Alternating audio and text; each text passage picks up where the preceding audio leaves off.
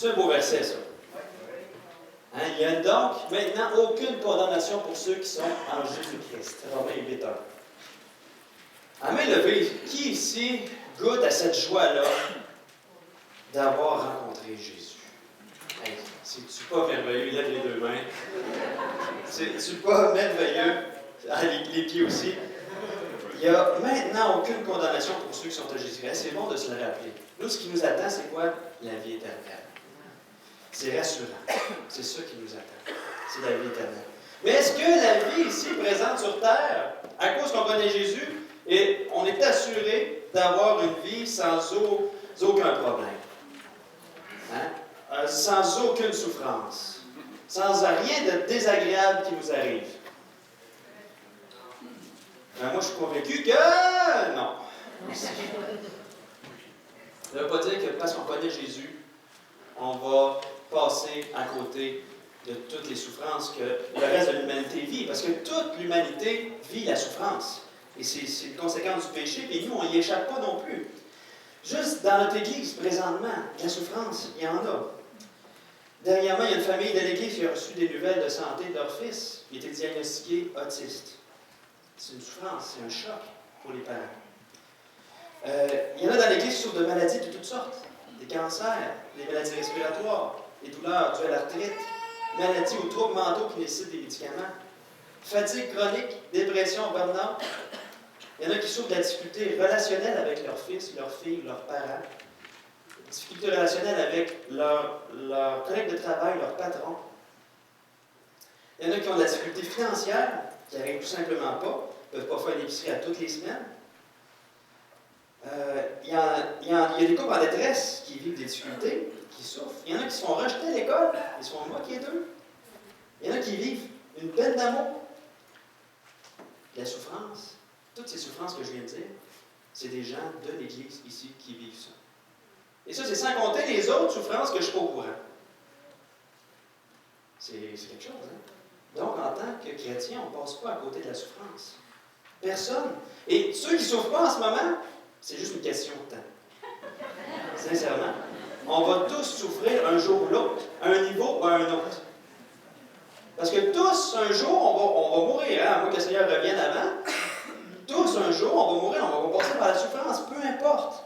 Là, vous dites, pas, François m'encourager un matin. Mais je ne vous apprends rien ce matin. Hein, pour les visiteurs, inquiétez-vous pas, je suis un ultra optimiste de nature.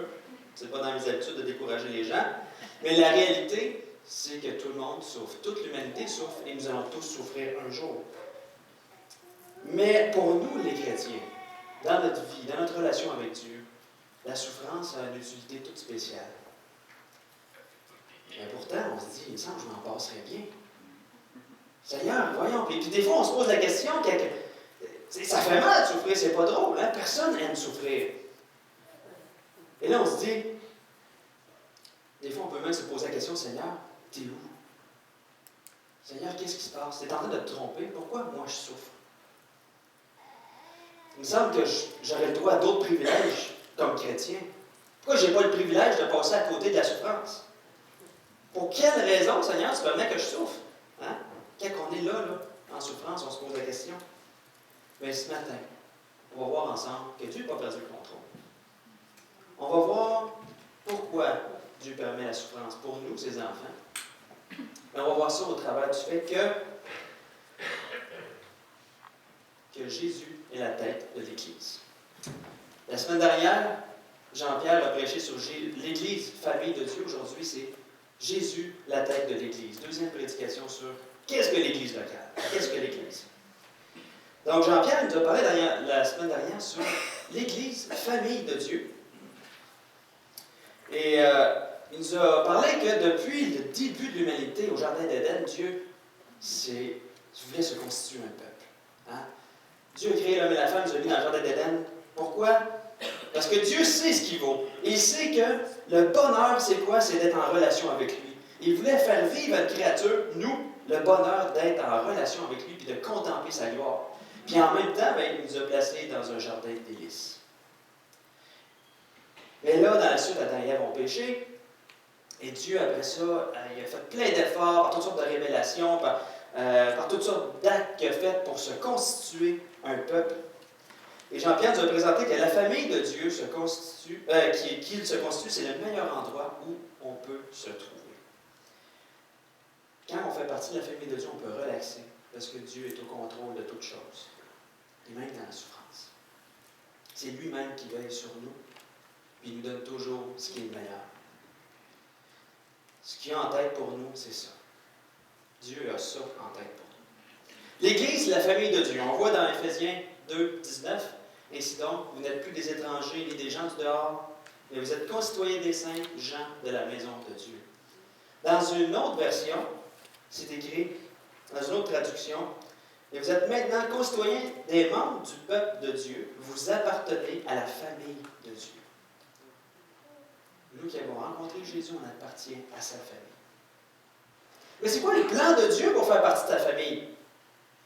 Depuis la chute de l'homme dans le jardin d'Éden, le plan de Dieu pour faire partie de sa famille, c'est Jésus.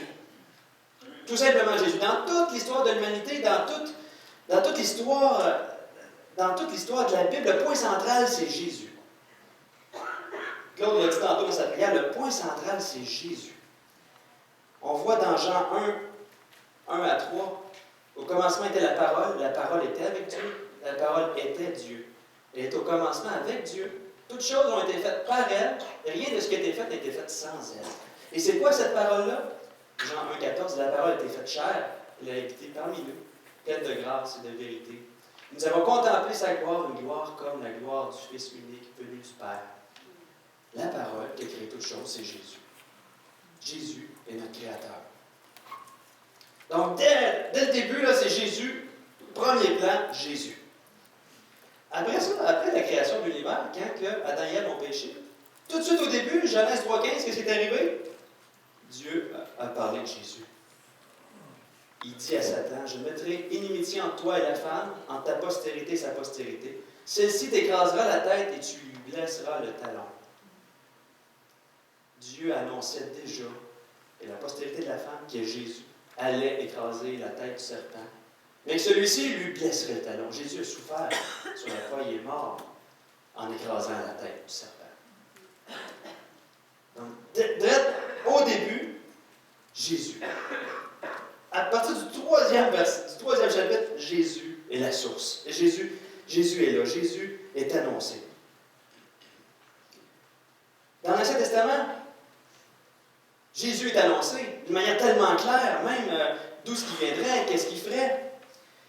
Aussi, on voit au travers de la Pâque, quand que les Juifs les Israélites mettaient du sang sur les linteaux des portes, le sang représentait le sang de Jésus qui couvrait nos péchés.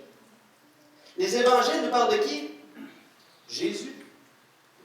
C'est l'histoire de Jésus. Les actes des apôtres nous parlent de qui? De Jésus. Toutes les épîtres nous parlent de Jésus comme étant une personne qui peut transformer nos vies. Puis l'Apocalypse nous parle de quoi? Du retour de Jésus. De Genèse à l'Apocalypse, c'est Jésus. Et dans l'Apocalypse, Jésus dit, « Je suis l'alpha et l'oméga, le premier et le dernier, le commencement et la fin.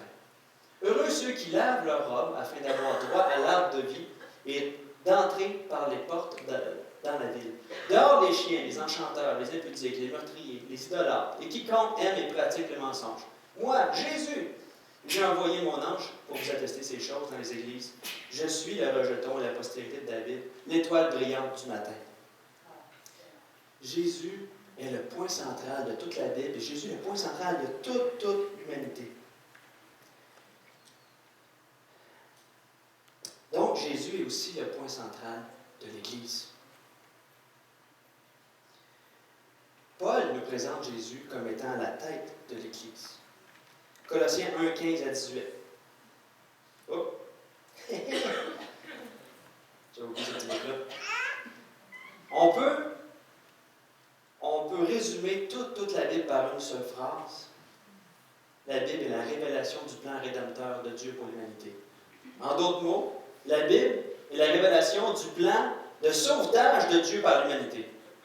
Et le plan de sauvetage de Dieu par l'humanité, c'est qui? C'est Jésus! Tout simplement. Fait que la Bible peut être résumée en un seul mot. Jésus. C'est merveilleux.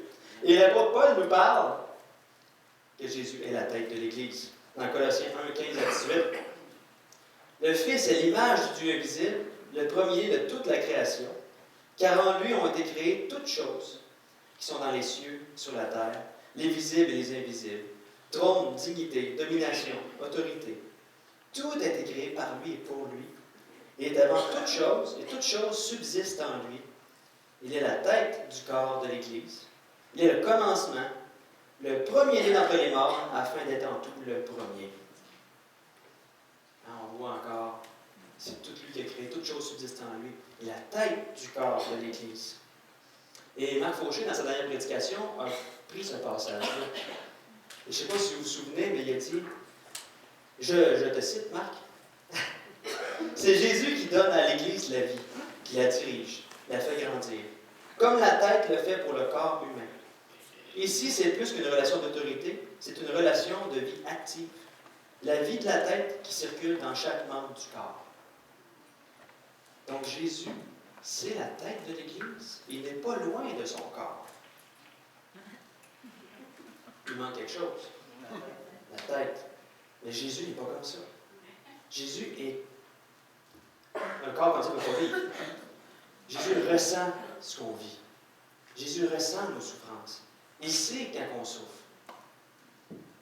Jésus n'est pas loin. Il sait exactement ce qu'on vit. Il est sensible à ce qu'on vit. C'est la tête de l'Église. Il est rattaché au corps. Et dans Éphésiens, Paul nous présente Jésus comme étant le chef suprême de l'Église.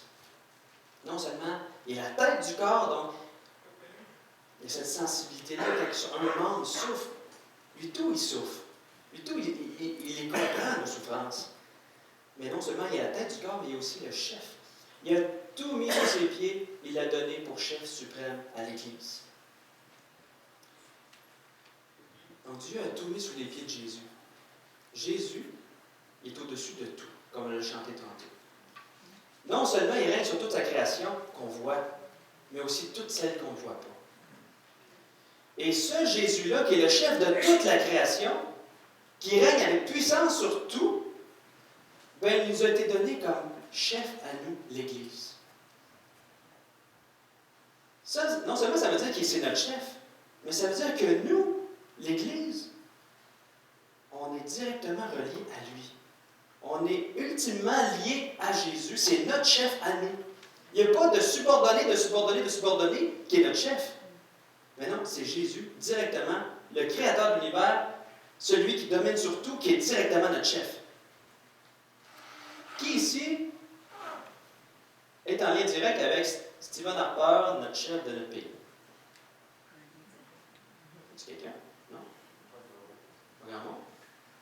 On est tous en relation avec lui, mais à cause en lien avec des subordonnés, et de subordonnés. On est en lien peut-être avec ce subordonné-là. Mais nous, on a le privilège d'avoir comme chef de l'Église, sans aucun intermédiaire, Jésus-Christ, le Créateur de l'univers, lui qui a tout contrôle sur tout. C'est incroyable. Tout lui a été soumis. Des fois, on ne le réalise pas. Et quand on souffre, des fois, mais Jésus, on dirait qu'il s'est trompé. Mais non, c'est le chef de l'Église, il ne peut pas se tromper. Et il règne parfaitement, il sait exactement ce qu'il fait. Donc, on vient de voir que Jésus est le point central de toute l'histoire de l'humanité. Jésus est le point central de toute la Bible. Jésus est souverain sur toutes choses. Tout lui a été mis sous ses pieds. Il est le chef suprême de l'Église, qui est nous, et la tête de l'Église, qui est nous. Même l'apôtre Pierre va dans cette même direction-là. Il démontre que l'Église est comme une maison. Et chacune des pierres qui constituent la maison, c'est nous, un de ses enfants. Et on est bâti sur quoi? Sur le fondement qui est la pierre angulaire, qui détermine tout comment la bâtisse est faite, tout comment la maison est faite. Et Pierre parle de Jésus comme étant la pierre angulaire, celui sur qui tout commence, tout part de cette pierre-là. Et il bâtit dessus. Et là, on va dire, mais c'est beau tout ça, hein? Mais pourquoi je ne suis pas exempté de la souffrance? pourquoi je souffre? La réponse se trouve plus dans le comment je perçois la souffrance et comment Jésus, lui, la perçoit, la souffrance. Donc, premièrement, comment moi je perçois la souffrance? C'est désagréable. Ça fait mal. On veut s'en sortir tout de suite. Hein, c'est comme quand on se cogne la petite orteil sur le bord d'un meuble. Hein, tout notre corps s'en va vers ça. Hein? Tout est là, puis... Puis là, ma femme qui est drôle, elle dit « Ça va, François? »« Oui, puis toi! » Tout notre corps s'en va vers la souffrance. Puis on veut s'en débarrasser tout de suite.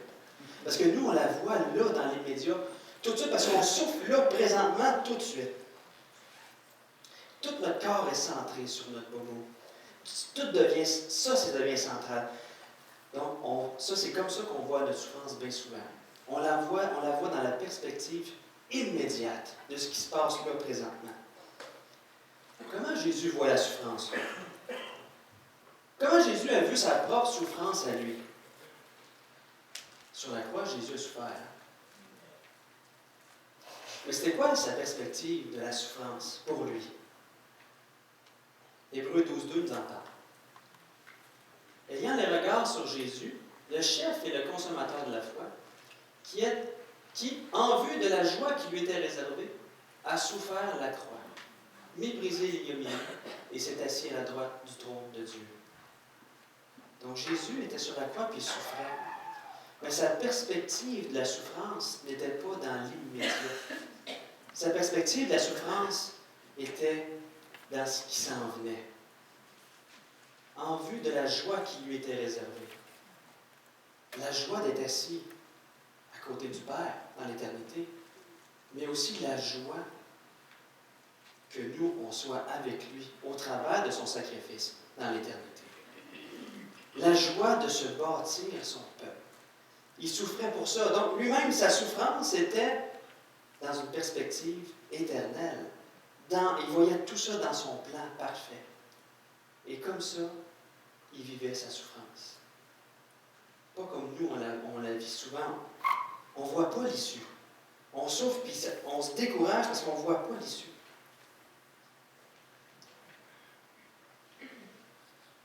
L'apôtre Paul a aussi vécu des souffrances. Dans Philippiens, Paul est en prison. Les conditions d'un prisonnier dans le temps de Paul étaient vraiment exécrables. Pas d'hygiène, et si tu voulais vivre, ça te prenait des amis à l'extérieur, parce que c'était les amis à l'extérieur qui te nourrissaient. Si tu ne connaissais pas personne en dehors de la prison, tu mourrais. Ou bien tu comptais sur la grâce des autres prisonniers pour partager avec toi. Mais Paul, il aurait pu dire, mais Seigneur, hey, je suis fidèle. Je partage ton évangile partout. Puis qu'est-ce que j'ai comme salaire? Manger des volets constamment. Hein, on voit, hein, à un moment donné, Paul énumère toutes ses souffrances. Il est en prison. Et pourtant, il y a des conversions. Seigneur, je fais ce que tu demandes. Puis je souffre quand même. Paul aurait pu faire, mais Seigneur, tu es en train de te tromper. T'es où? C'est-tu vraiment ton Église? Mais non. Paul, ce qu'il a fait, c'est qu'il a regardé ses souffrances dans la perspective de Jésus, qui, lui, a une perspective éternelle de la souffrance. Il a mis sa foi en Jésus, la tête de l'Église, le chef suprême de l'Église. Et comment qu'il a perçu ça, c'est vraiment impressionnant. Dans Philippiens 1, versets 12 à 14, c'est écrit « Je veux que vous sachiez, frères, que ce qui m'est arrivé a plutôt contribué au progrès de l'Évangile. En effet, dans tout le prétoire et partout ailleurs, nul n'ignore que c'est pour Christ que je suis dans les liens. Et la plupart des frères dans le Seigneur, encouragés par mes liens, ont plus d'assurance pour annoncer sans crainte la parole. » Paul voyait sa souffrance dans cette perspective-là. Il disait, hey, à cause que je suis dans les liens, il y en a qui ont plus de courage, plus de hardiesse pour présenter l'Évangile. Gloire à Dieu! Et c'est comme ça qu'il percevait sa souffrance. Mais là, vous vous dites, c'est facile pour Paul, il voyait immédiatement. Il voyait tout de suite. Il y en avait des nouvelles tout de suite. de ce qui se passait, de pourquoi il souffrait. Il se réjouissait de ce que l'Évangile était annoncé. C'est facile pour Paul. Mais quand on ne voit pas tout de suite ce qui se passe, c'est difficile. Quand on ne voit pas l'issue, c'est difficile. C'est vrai que c'est difficile. Mais quand on souffre, on a le choix. On a le choix de tomber dans le pourquoi Dieu tu permets ça. Et là, on tombe dans une roue qui tourne. Pourquoi Dieu tu permets ça? Et quand on tombe dans le pourquoi Dieu tu permets ça, qu'est-ce qui arrive? On se tasse d'en dessous de la seigneurie de Jésus. Et on monte au niveau de juge de Jésus. Pourquoi, Jésus, tu fais ça? Jésus, tu te trompes. Jésus, je doute de ta bienveillance, de ta bonté. Jésus, je ne comprends pas ce que tu fais. Tu es sourd? Qu'est-ce qui se passe? Quand on est dans la souffrance, c'est ça qui arrive, hein, souvent. On souffre vraiment, là. Ça fait mal, on ne le voit pas, l'issue. Et c'est ça qui arrive. Mais quand au contraire, on accepte par la foi ce que Dieu dit dans sa parole, que c'est lui le chef de l'Église, la tête du corps de Christ, puis il fait tout à merveille. Puis lui, il voit la souffrance dans un plan éternel. Et même si nous, on ne le voit pas, par la foi, on peut l'accepter. Et là, on se remet sous la seigneurie de Christ. Et là, on passe du pourquoi au comment. Comment, Seigneur, dans ma souffrance, je vais porter du fruit pour toi. Et ça, c'est difficile. Parce que quand on souffre, on ne peut pas. C'est vraiment difficile. Et c'est là qu'on a besoin de la grâce de Dieu. Dans cette situation de souffrance-là, pour dire, Seigneur, tu vois ma souffrance. Je ne comprends pas. Je ne la comprends pas. Mais Seigneur, c'est toi, la tête de l'Église, le chef suprême de l'Église. Tu sais exactement ce que tu fais. C'est dans un plan éternel. Je l'accepte par la foi. Donne-moi la grâce de le vivre par la foi. Je ne suis pas capable de le faire. Je souffre trop. On passe du pourquoi au comment. Comment, Seigneur, tu vas m'aider à passer au travers de ça? Et là, tout d'un coup, il y a une libération qui arrive. Quand tu ne vois pas l'issue, c'est difficile. Et dans le temps de la peste noire, hein, vous avez entendu parler de la peste noire? Une maladie mortelle, ça n'avait pas de bon sens. C'était une grosse épidémie. En dedans de 5 ans, il y a eu 25 millions de morts en Europe. 25 millions de morts en 5 ans. Une personne sur 2 est morte en Europe dans le temps de la peste noire. Est-ce que les chrétiens étaient exemptés de la peste noire? Non, ils mouraient aussi. Mais il y avait une différence entre comment les non-chrétiens vivaient cette épreuve-là et comment les chrétiens la vivaient. Les non-chrétiens, quand il y avait quelqu'un de leur entourage qui avait la peste noire, qu'est-ce qu'ils faisaient? Ils les mettaient en quarantaine, puis ils attendaient qu'ils meurent tout seuls. Comment les chrétiens réagissaient quand il y avait quelqu'un de la peste noire, qui avait la peste noire dans leur entourage? Ils faisaient ça avec. Ils prenaient soin de lui, même s'ils l'attrapaient eux-mêmes, puis ils mouraient, eux aussi. C'est comme ça qu'ils passaient au travers de cette épreuve-là. Ils souffraient, eux autres aussi. Ils ne voyaient pas l'issue. Mais Dieu, dans son plan éternel, la voyait l'issue. Qu'est-ce qui est arrivé quand les chrétiens faisaient ça? Les autres personnes disaient, bien voyons donc, comment ça se fait qu'ils font ça? Comment qu'ils font pour s'aimer les uns les autres comme ça?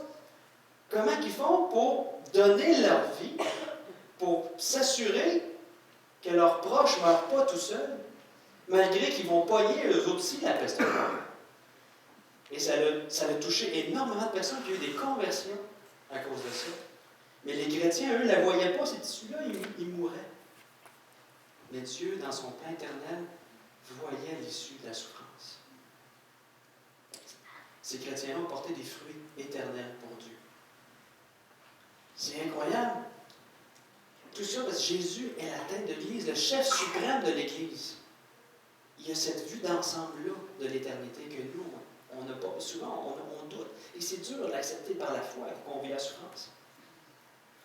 Mais Jésus, lui, sait où ce qui s'en va. C'est un bon chef. Il voit à long terme, tandis que nous, on voit à court terme. Mais c'est de l'accepter par la foi, que c'est lui le chef. C'est lui le chef de l'Église. C'est le secret pour porter du fruit. Mais je vous dis, je ne suis pas en train de dire « Hey, c'est facile, faites ça! » Non, c'est pas facile. On a besoin de la grâce de Dieu à tous les jours pour y arriver. Seigneur, donne-moi la grâce de porter du fruit malgré cette souffrance-là. Dernièrement, la direction de l'école de mon fils, Élisée, nous a appelés. Puis, on se voit, il va nous parler. Fait qu'on les rencontre. Et là, on arrive au bureau de la directrice. Il y avait la directrice, son professeur, puis l'orthopédagogue. Et on se dit, oh, c'est sérieux. Fait que, ils nous disent, votre fils n'apprend pas comme les autres. Votre fils, il faut prendre toujours beaucoup plus de temps avec lui. Le professeur disait ça, j'explique à tout le monde ce qu'il doit faire, ce qu'on doit faire, mais lui, il faut que je sois avec. Il faut constamment que je sois avec. Il ne comprend pas les conseils comme les autres enfants. Il ne voit pas les choses comme les autres enfants. Et là, ils nous ont dit, il faut qu'il ait passé un test chez un pédopsychiatre pour savoir ce qu'il y a vraiment, pour le mettre dans une classe spéciale. Et sur le coup, quand j'ai entendu classe spéciale, ça a fait, oh, je savais exactement ce que ça veut dire. Classe spéciale dans une école, étiquette. Quand tu as une étiquette d'être un spécial, tu te fais moquer de toi, tu te fais rejeter, tu souffres. Je sais, je l'ai vécu. Moi, j'avais le syndrome de Gilles de la Tourette. Pour ceux qui ne savent pas ce que c'est, le syndrome de Gilles de la Tourette, c'est une maladie neurologique. Moi, je sais à peu près c'est quoi. C'est bon. Une maladie neurologique qui fait que tu as des tics nerveux moteurs, vocaux, puis tu as des obsessions aussi. Fait que je vais vous donner l'exemple que ça va être là, moi. Tic nerveux moteur.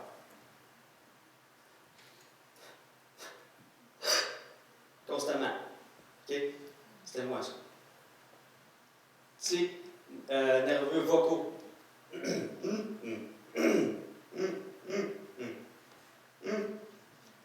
Incapable de ne pas faire ça.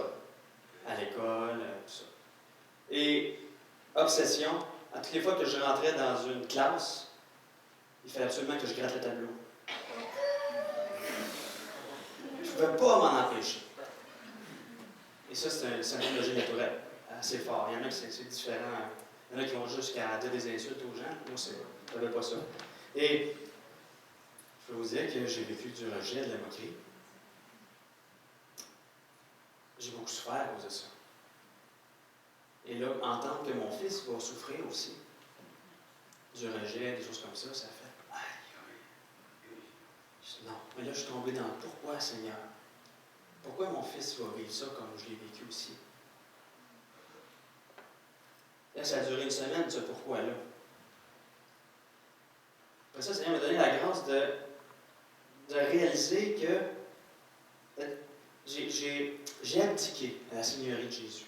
J'ai dit, Seigneur, tu es le chef de l'Église, tu es tout puissant dans l'univers, ton plan est parfait, et tu es souverain même dans la vie de mon fils de 7 ans. Et quand j'ai abdiqué, j'ai vu, c'est comme si le Seigneur me faisait voir que, regarde, tu as passé par là, toi. Et je suis convaincu aujourd'hui que si je n'avais pas passé par là, je n'aurais pas autant de compassion pour les gens qui sont rejetés, les gens qui sont mis à l'écart de la société. Puis je suis convaincu que je ne serais pas le gars que je suis aujourd'hui. Je suis convaincu. Mais Dieu, il avait un plan parfait. Et il a permis que je vive cette souffrance-là à l'école, dans son plan parfait. Et je me suis fait, ah yes, Seigneur, tu as un plan parfait pour lui. Tu sais ce qu'il va vivre. Mais Seigneur, comment maintenant, moi, je vais porter du fruit là-dedans, puis je vais l'aider à porter du fruit là-dedans pour ta gloire à toi. Et je suis passé du pourquoi au comment. Parce que j'ai accepté par la foi qui Dieu est. Comment tu vas m'aider dans cette épreuve-là? Et ça m'a vraiment soulagé. Ça fait, Seigneur, il va souffrir, oui, mais ton plan est parfait, puis on va l'aider à la maison. Il va arriver en pleurant le soir. On va lui faire des câlins. on va organiser des choses avec lui. Ça va nous aider.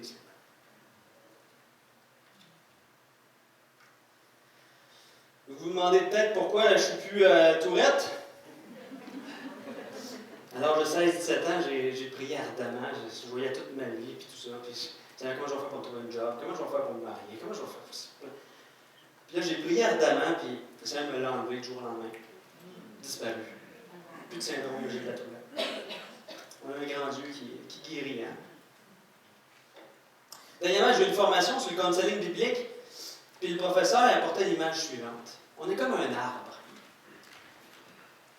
Puis les épreuves sont comme le soleil ou la pluie qui nous tombe dessus. On a le choix. Avec ce qui nous tombe dessus, on a toujours le choix. Soit tomber dans le pourquoi Seigneur, et douter de sa souveraineté, focuser sur notre douleur immédiate, ce qui nous amène à porter des épines. Ou bien reconnaître que Jésus, c'est le chef suprême, la tête de l'Église, le chef suprême de l'Église, d'accepter que Jésus a une perspective éternelle de la souffrance et lui demander de nous aider à porter du fruit pour lui au travers de cette souffrance-là. Donc Jésus est le chef suprême de l'Église. Il y a une perspective éternelle de la souffrance. Jésus ne s'amuse pas à nous faire souffrir. Mais dans ce monde-là, la souffrance est inévitable. On voit dans Jean 15 que Jésus nous émonde pour qu'on porte plus de fruits pour lui. Vous voyez, ça, c'est le même arbre. Un pommier. Il a subi une taille de mise à fruit. Toutes les tailles de mise à fruit, c'est quoi? On essaie de trouver les branches qui poussent le plus horizontal possible. Parce que les branches qui poussent horizontalement, ils pensent à faire du fruit. Les branches qui poussent verticalement oublient de porter du fruit. Ils pensent à monter. On appelle pousser en orgueil. C'est comme ça qu'on appelle ça. Dans la taille de mise à fruit, c'est important aussi, moi je l'aurais taillé autrement, là, mais on choisit une tête. Il faut toujours qu'il y ait juste une tête. Donc cet arbre-là a souffert. Il y a eu plein de coupures. Mais il va porter du fruit. Dieu, dans sa grâce, veut qu'on porte du fruit. Mais s'il nous laisse comme ça, lequel des deux est le Dieu le plus gracieux? Celui qui veut nous faire goûter de porter du fruit pour lui? Ou celui qui nous laisse dans nos problèmes? Vous voyez, presque toutes les branches qui ont poussé en orgueil ont été coupées. Quelques-unes, là, moi j'aurais coupé ça là. Mais le Seigneur, il nous amène à porter du fruit. Il sait exactement ce qu'il fait. Ça peut être souffrant. Il ne faut pas oublier que Jésus a une perspective éternelle. Mais nous, on a une perspective limitée. C'est par la foi. Et par la grâce de Dieu qu'on est capable de vivre. C'est difficile la vie. C'est pour ça qu'on a besoin de la grâce de Dieu pour le vivre. Prions. Seigneur grand Dieu, merci. Merci pour tout ce que tu fais. Seigneur, tu es au contrôle de tout. C'est toi la tête. Seigneur, même dans la souffrance, tu es là. Merci pour tout ce que tu fais, Seigneur. Amène-nous en Église à placer notre foi en toi tous les jours, Seigneur. À croire avec les yeux de la foi qui était vraiment la tête de l'Église, le chef suprême. Tu es au contrôle de tout et puis il n'y a pas un détail qui t'échappe, Seigneur.